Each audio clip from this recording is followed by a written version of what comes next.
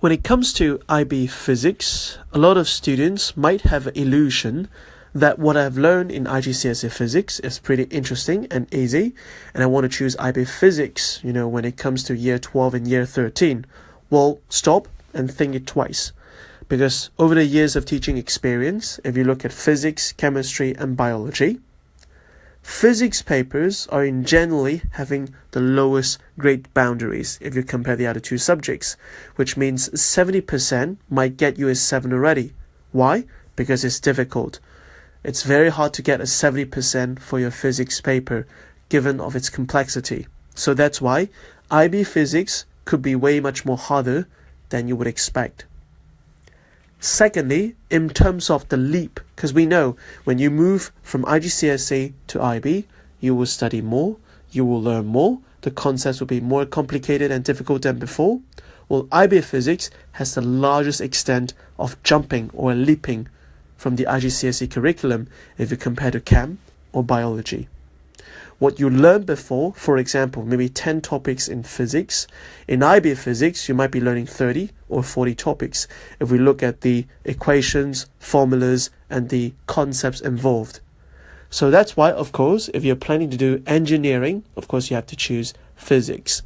But if you say, hey, I just want to choose one science subject that is easiest to get me a 7, physics should not be your consideration, unless you have a very good grades in your physics and also mathematics, because as I said before, physics are closely related to mathematics.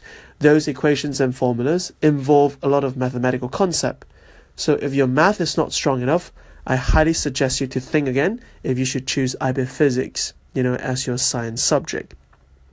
Now, like what I said before in IGCSE Physics, the approach and the studying strategy is pretty much the same, because in terms of the content, physics is the least if you compare to Chem and Bio, because there's not much things to memorize, there's not much functions or definitions you need to remember. It's more like, again, equations and formulas.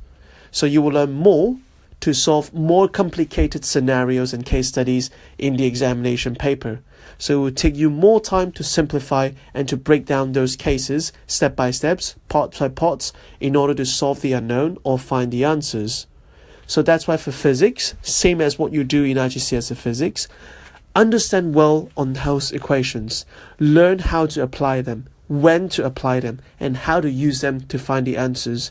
And then do as much questions as you can, because you have to get yourself exposed to as much case studies as possible. As I've explained before, there are lots of different cases you would expect to see.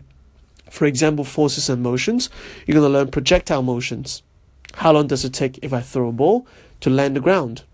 Or when a plane takes off, what is the resultant forces? What is the drag forces? So that's why there's more concepts and equations and parts that you need to consider when it comes to the examination questions. So that's why understand the concept well and do as much questions as you can to get yourself familiarized with all those different possible approaches.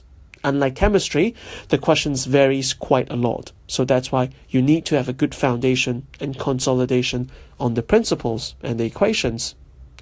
Schedule a trial, and we will definitely love to share with you more on how to prepare for your upcoming IB Physics curriculum and examination.